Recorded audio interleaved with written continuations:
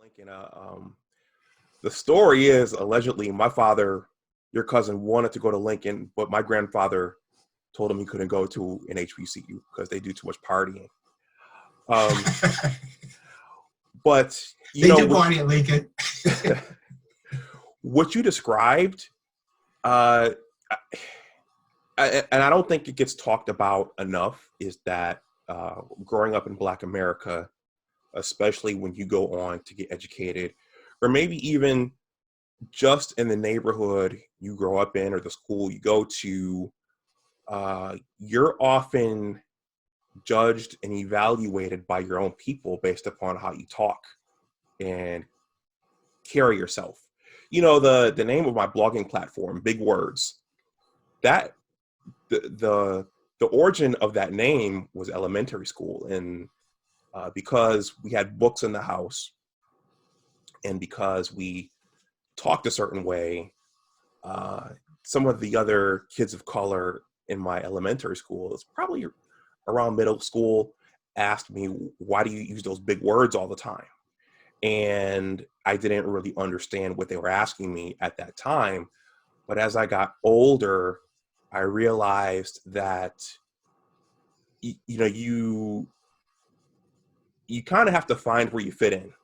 And at some point, you have to accept who you are and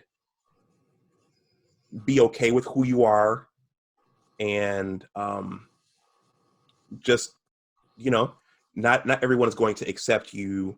And there are different definitions and concepts of what Black is. And, Right. You have to be okay with who you are. That was a lifelong journey for me. And that's something that a lot of us have to navigate. Right. Can I add that when I was in Marist College and I was a junior, we had a freshman that came from suburbia of either outside of Chicago.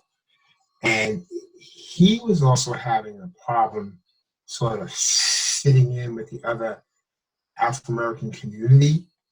And he kept saying to me, I don't understand. And I said, I understand. I said, you have to realize, how were you raised? And he explained it. And I said, okay, you and I have sort of a similar raising. We were not raised in a predominantly Afro-American community. We were raised, and yes, I think he went to a private school for a while. No, I take it back. He went to public school. But the majority was people of non-color. And he was also introduced to the arts and everything else that was, yes, there was the Black arts and music, but he was also introduced to the other arts and musics, like I was from my community. So basically, he wasn't fitting in the way the people that were from a predominantly Black area, even if it was of the upper middle class Blacks, he wasn't fitting in with some of them either because of his raising. And as you said, he had to find himself, like I had to find myself, comfortable with who I was. And realizing that, you know what, one of my sayings has always been since that experience is, yes, I am of this color, but a lot of times I view myself as just being a human being. Yep. Yeah. So culture matters, socioeconomics matters, all that matters in who we are, not just our skin color. Correct. So, and the values you were raised on, or raised with, those matter. Mm-hmm. Okay. So you went to Marist, and for medical school, you went to New York Medical College. Where is New York Medical College? Is that in Long Island or is that in the city? No, it was originally, interestingly enough, it was a couple of blocks from where your father was raised. Oh. Okay, in East Harlem. It was the Flower Fifth Avenue Hospital. But then they moved up to Valhalla, New York, because I think it was Mount Sinai had also moved down to like 99th Street, and it was expanding, and Flower and Fifth could not expand. So they got their campus moved up to Valhalla, New York, which is in Westchester County, where they could do more of an expansion. And from there, I went to John F. Kennedy Medical Center. On match day, I got accepted to their residency program. Okay. I went there. Okay. And that was in Edison, New Jersey. Edison, New Jersey. Okay. So, so Tommy, so when I interviewed Dr. Cedric Bright, he told me that his biggest challenge in medical school was the volume of information to, learn, process, integrate, and to, think about as a medical doctor. And he also had to, he had to learn how to assimilate and study with students who didn't look like him, peers who didn't look like him. What were your major challenges when you were in medical school? Did the volume, was that something you had to get used to? Was it long hours at night studying, or what was it? It was a combination of the volume. I am not one of those people who can demonstrate that I have a photographic memory. So I remember having some of my friends, while I'm studying till like 8, 9 o'clock at night, this time of the year, or even in the fall when it's still light out at 7, 8 o'clock, they've already finished studying by 7. They're out playing basketball, or they're out jogging and running. Here I had to basically be dealing with the books the most I could. So that volume and trying to study was what was my major problem. Because you gotta realize back then, the first 2 years were academic. You didn't get to your clinical until the second 2 years. But now they mix clinical along with academics. So here we had all that pushing in of biochemistry, physics, anatomy, etc. So that was the difference. Okay. Was there anything that helped you process that volume, or was there did you have to adjust your studying in any way, or? I basically had to learn how to spend long hours up, trying to repeat things so that I could remember to myself what it was that was important. But as far as any specific tools that I developed, the only tools that I developed was you have to learn how to process the information. And the only way that you're going to process the information is by you studying hard and using whatever tools you can develop that's going to make you pass the test.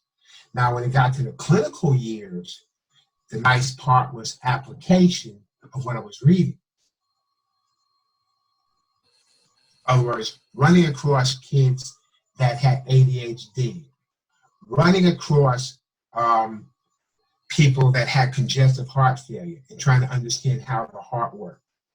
Across those that had diabetes or asthma, and taking the application, what was said in the books as symptoms and symptomology and how to treat them, and then applying that from books to the cases to help reinforce. Okay. What's your specialty? What did you get into? Okay. As I said, I was at John F. Kennedy Medical Center in Edison, New Jersey, and my specialty there was family practice medicine. We basically ran the hospital. We were in charge of the ICU, which was about a 15-bed ICU. We did the rounds on the wards. We coordinated with different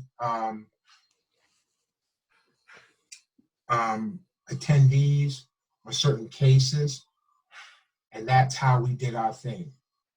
Okay. Okay. Now, I know that you've moved around a couple times. Have you done the same thing in every state, the same specialty? Have you opened up your own practice as you've I gone never along? opened up my own practice, but it's always been family practice. Okay. Because family medicine gave me that big diversity. There was a time period when I was in medical school when I thought about becoming a radiologist because I really liked the intrigueness of trying to figure out what was on these black and white films. And then they came up with the CAT scan. They didn't even have MRIs back then. They were still developing it. Mm-hmm.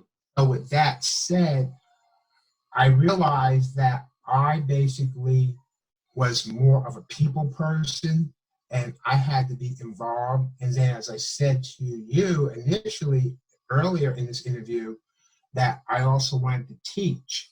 So I felt, you know what better way than being in family practice? You get to teach people how to take care of themselves, how to take care of their children, how to take care of themselves when they're pregnant, preventative care, and also chronic condition care, and teaching them, okay? So that's why I went into family practice. And even my evolution through family practice over the 35 plus years, as I tell some of the mid-levels I've worked with and some of the students I have happened to have been their preceptors from medical school and from residency program.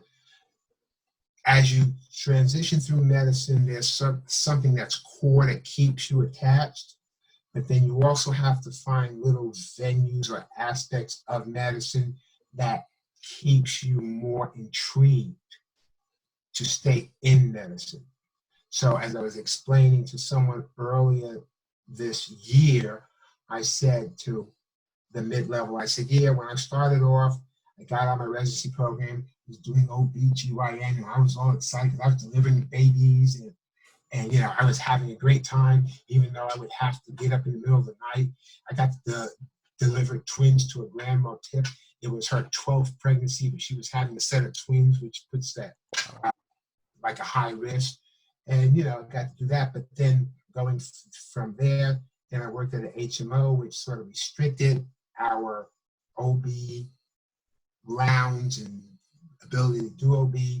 And so what I got more interested in was actually just teaching people how to take care of themselves. And also one of my main loves, as I said, has also been promoting education and promoting young people to do the best that they can in school and to think about what they're going to do when they become adults, whether they're going to go to college, whether they're going to get a trade, but to make the most of themselves and fulfill their potential. So with that said, that's what's kept me in medicine, just find these little venues. Now, right now, I've also been dealing with opioid addicted patients for the last 10 years through the MAT program, dealing with Suboxone. I've also been in more of an administrative role as a medical director, even though I'm a medical director now. I've had five positions as medical directors over those 30-something years, helping to guide the development of medicine for people. And what's interesting, as I told my medical advisor, when he asked me about my present position and where I'm at, I said, if you really look at my career, I've always worked in an underserved area, even when I worked for the HMO. I worked in the Valley area, which had the janitors and maintenance people for the educational school system and the farmers. Before that time, I started off, I left my residency program. I went and I worked with Indian Health Service with my government obligation. And I worked in Sumter, South Carolina, where we were the only people accepting Medicaid. Then I went to the HMO where, as I said, I worked in the Farm Valley and everything else. Okay, migrant workers, etc., the farmers, the people who were like the maintenance staff, janitors, not many school teachers. Then and that was in Albuquerque. And then when I went to northern New Mexico, I worked for a federally health qualified clinic, which I'm working for now, and that also involved me dealing with the underserved, the Medicaid population, at all. Okay. So you're passionate about serving that demographic. Yes. It only dawned on me, basically, as I said, when my medical advisor asked me, well, why are you going out to Louisiana to work? And I said, well, I have an opportunity to help be a medical director, which helps to drive care for the underserved. And when I looked over it all, it was like, yeah, this is what I want. Even when I was looking into leaving New Mexico after being there for like 30 years, I looked for other federally qualified health centers in like California, Utah, Oregon, and this sort of fell into my lap, and I was like, yep, that's where it should be. Okay. Okay. Well, before we move on, just briefly, the difference for the layperson, the difference between family practice and owning your own practice or running your own practice, what's the difference? There is no difference in running your own practice. You can be a family practitioner and run your own practice. Okay. I think what's the difference between a general practitioner and a family practitioner? Yeah. A general practitioner is someone who actually has done maybe 1 year of residency program and goes out and hangs their shingle. Okay. Okay. Family practice is a residency program where you actually spend 3 years learning a whole bunch of stuff. You sit down and you take the board, you become board certified, you have to become recertified and recertified and recertified, which at my tender age right now, I decided I wasn't going to do because I was expected to retire by now, but I'm loving medicine. So I didn't do my last recertification, but I still am keeping up with my CMEs and learning aspects, because once you're in medicine, it just becomes this innate that you want to learn more and more, and you might keep your skills up and be astute. So that's the difference between general practice and family practice when you're talking about that. Plus, you have to look at it this way. In family practice, you are trained in OBGYN, internal medicine, adolescence, and psych, to name a few of the disciplines. Okay. Okay. Now, when I was an undergraduate at Johnson C. Smith University, I was in the general biology, the Department of Natural Sciences department, and a lot of students said they wanted to go to medical school, and obviously you need the GPA to get in. You need a competitive MCAT score. But what are the other things that you need for aspiring medical students? Is it an innate curiosity? Is it the compassion to want to help patients and treat disease? What are the intangibles that medical schools are looking for when they're separating candidates out, in your opinion? In my opinion, and I'll tell you why I'm coming up with this later on in our conversation on the subject matter. In my opinion, it basically is that you've shown an innate desire to be involved with medicine, to do something for humanitarian. I mean, to do something humanitarian. And you've also done other things on your summer vacation or during your time period in in undergrad that shows that you are interested in the field of medicine. The reason I say that is I remember when I was at New York Medical College, we had a few people who were not in the sciences. One was in music, but she also did such things as she worked in a nursing home. She did some office work with a physician also. So there was this person who passed the MCAT, had a good GPA average, and at the same time period, she was involved in another aspect of medicine that wasn't backed by her having a bachelor's of science degree. I've had another, how can I say, nurse when I was working with the FQHC, and basically she initially was an English major, but then went to go into medicine. When she became a CNA, then she became a medical assistant. And instead of going into nursing, she wanted to go and become a physician. So she started taking some more biology classes and chem, PChem and all this other stuff that's required now, so that she would be eligible to be a candidate based upon that aspect of what the medical schools are requiring now compared to when I went in the 70s. Okay. It is fascinating. Dr. Cedric Bright told me something similar, that he did not, ultimately as an undergraduate, he didn't major in a STEM. He majored in something else. I can't think of it right now.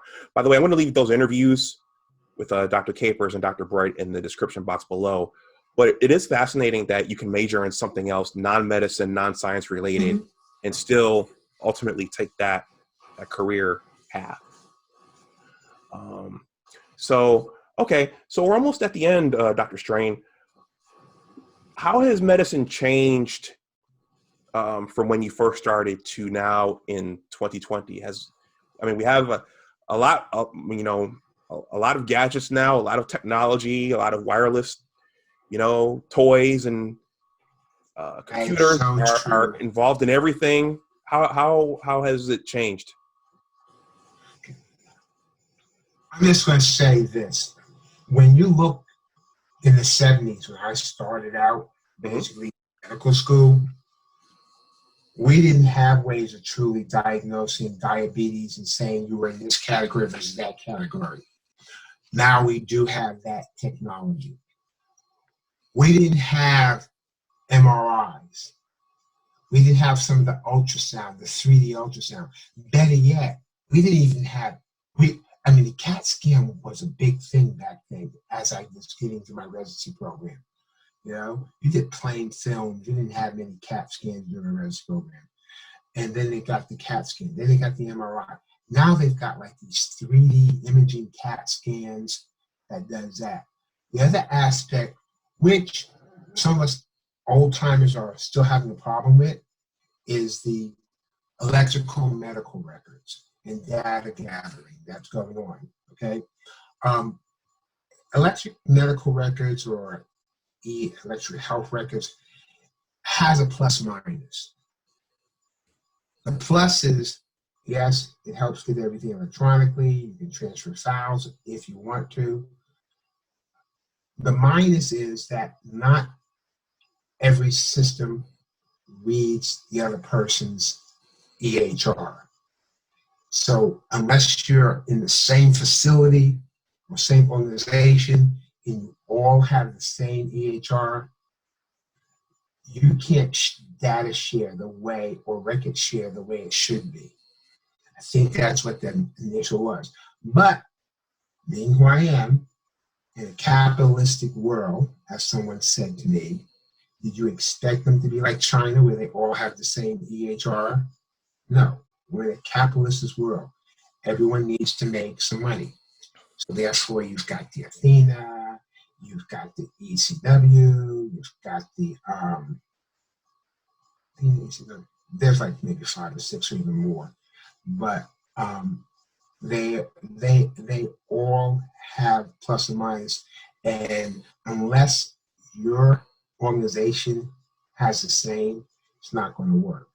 Now, luckily, talking about this situation, what's been nice is we used to not have the ability to fax medical records over to people or put them on discs. Okay, now we have that availability.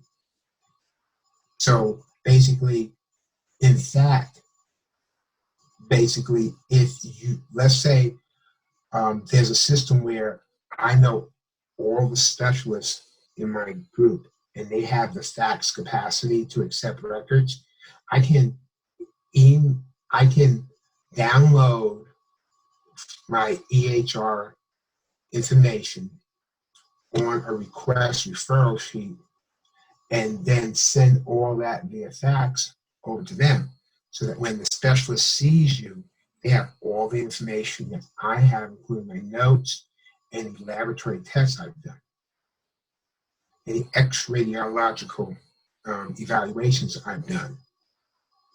And as I said earlier, I didn't know about interventional radiology, or I might have been an interventional radiologist because it wasn't available at the time. Okay. Okay. Okay. So there are some aspects that the technology is either driving or makes available. So much. Yeah. You think about robotics for surgery. We didn't have robotics for surgery when I was there, and that's become the biggest thing. You know, robotics for doing abdominal surgery, robotics for doing shoulder replacement, hip replacements. There's robotics for also doing some of these neurosurgical procedures. So yes. Okay. So two more before. Add this. Can I add one thing? Sure. I just want your people to know that also. I used to stutter until I was like 13, 14 years of age. I still stutter on and off. Mm-hmm. And because of my stuttering, I also had what someone told me one time period, you're a little dyslexic. And I said, and you know, you deal with okay. what all you're right. given.